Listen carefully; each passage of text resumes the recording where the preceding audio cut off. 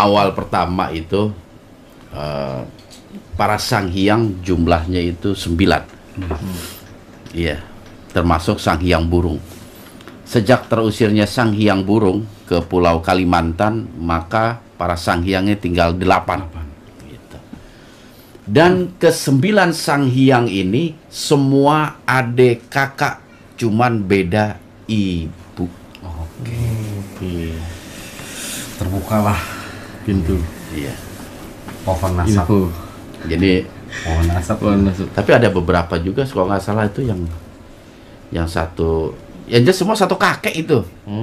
Satu kakek. Siap. Jadi ada beberapa yang bapak punya istri 2 gitu. Ini anaknya sang hyang juga. Ada satu lagi, kalau nggak salah ada dua sang hyang itu dari bapak yang berbeda. Yang 7 itu dari bapak yang sama. Dan satu saya bongkar nih tentang persaudaraan sang hyang yang sedarah, seibu dan sebapak. Wah. Apakah perlu, Mas? Perlu nggak ya? Perlu udah kepalang. Hah?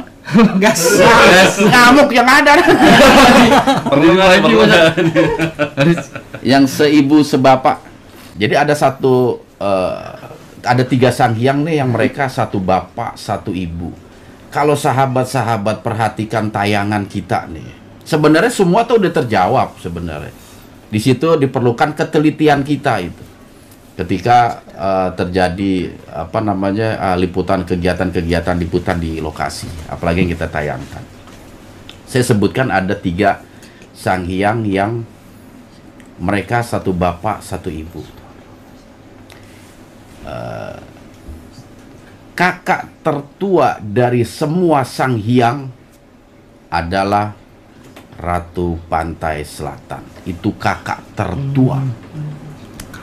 Brajadharma itu adiknya, Agni adiknya, Ananjaya adiknya dari Ratu Pantai Selatan. Itu kakak paling tua. Makanya dulu 9 sang hyang ini dipimpin oleh Ratu Pantai Selatan. Siap. Atas perintah dari bapaknya untuk menguasai Pulau Jawa sebagai pimpinan tertinggi.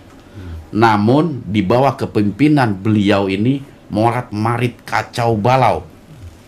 Terjadi pertumpahan darah, terjadi peperangan dan lain sebagainya. Sehingga kepemimpinan itu diambil sama bapaknya.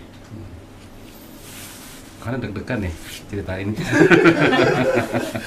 Berarti nggak usah dilanjutin deh. Nggak usah dilanjutin deh. Gitu, Bang. Deg-degan ada Oh, cerita. beliau Om, terusin panggung. Cuma bilang deg-degan doang. Iya. Udah mulai mual. Iya. Ini sengaja ceritanya begini biar tegang, Iya. Yang pertama, kakak dari semua para sang hyang, ini secara nasab ya. Kakak tertingginya itu Ratu Kidul, yang kita sebut dengan Cikidul. Dan dia pertama kali yang merajai atau memimpin para sang hyang adik-adiknya. Cuman karena perintah bapaknya dan ada kasus zaman dulunya. Dan dulu Ratu Kidul bukan berwujud naga. Ini ceritanya panjang lagi. Asal muasal. Dan nama aslinya bukan Baruna. Baruna itu nama pemberian dari gurunya. Karena apa? Karena disumpah sama bapaknya untuk tidak boleh menyentuh daratan Pulau Jawa. Wah, itu ceritanya panjang gitu. Ya, cuman yang jelas ini masalah nasab aja. Nah, setelah morat-marit, bapaknya ini mencabut kepemimpinan Cikidul, Ratu Pantai Selatan. Dan pimpinan tersebut kan kosong, diberikan kepada adiknya Ratu Pantai Selatan. Siapa adiknya? Ismo. Pangeran Ismoyo. Itu adiknya Ratu Pantai Selatan, Cikidul, Pangeran Ismoyo.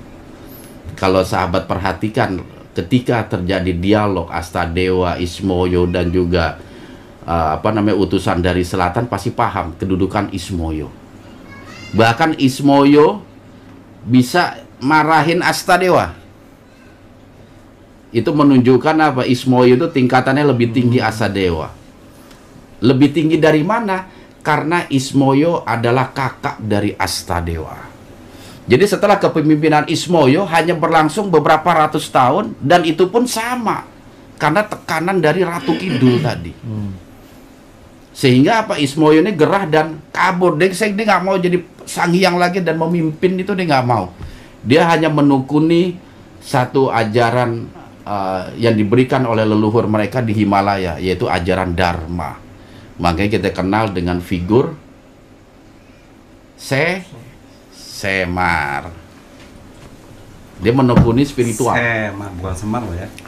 Sehingga kepemimpinan Jawa mau nggak mau diberikan kepada Astadewa. Yang saat itu Astadewa itu nggak mau. Karena apa? Astadewa sudah punya satu jabatan di puncak Gunung Semeru sebagai kepala pas pampres para Gailan. Jadi Gailan ini keperluan itu sama Astadewa. Jadi Astadewa ini punya kedudukan untuk di Kayangan, untuk apa ya, memfasilitasi semua para Gailan-Gailan yang ada di Semeru, dan juga sebagai apa namanya, disebutnya apa ya kalau ke Himalaya itu, hubungan internasional dengan Himalaya. Nah, karena permintaan bapaknya, mau nggak mau Astadewa nurut. Ya wis, aku aja yang memimpin para sang hyang. Makanya dia turun dari Kayangan Astadewa. Dan disitulah mulai perseteruan. Ya, perseteruan itu mulai terjadi. Dan pada akhirnya muncul Aki dan lain sebagainya. Oke, cukup katanya Ustaz. Yuli Anita, stop, Bah. Cukup ya? Stop, Bah. Jadi kalau yang seibu sebapak itu, yang paling tua itu Ratu Selatan, terus yang kedua Pangeran Ismoyo, dan ketiga Astadewa. Itu adik kakak. Terus mereka punya saudara lagi. Tat, punya saudara lagi. Tat. Nantilah kapan-kapan. Seperti itu. Pertanyaannya siapa bapaknya? Hah? Nah, Siapa bapak dari? Dari semua. Dari semua sang hyang, Mas. Gailan. Bukan. Eh? Sayang tunggal, bukan. Kalau itu kan tokoh pewayangan. Tokoh pewayangan. Ada, Mas. Nanti waktu di Bandung ada ya, nggak ikut sih. Nggak ikut di Bandung ya? Nggak ikut ya. 3 gunung itu, Ustaz. Ya, 3 gunung. Ada kan dibully. Dan itu mau tahu bapaknya Astadewa di mana itu? Wah, ini Buka semua, buka. Kalau memang merhatiin channel SDG dari awal pasti tahu siapa yang menjadi bapak dari mereka semua.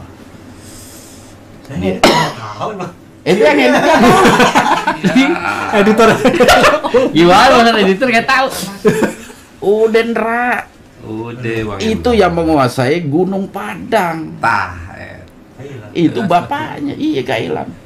Oh iya. Makanya kan satu pendidikan itu antara apa namanya, Ratu Kidul Astadewa dengan Lodaya. Iya. Mbak Dia. Mbak Dia. Oh yang pernah datengin. Ya, dia Seka Dwipa. Disebutin di Gunung Sunda itu kemarin. Nah, yang disebut Gunung Sunda, itu kan dididik langsung sama bapaknya.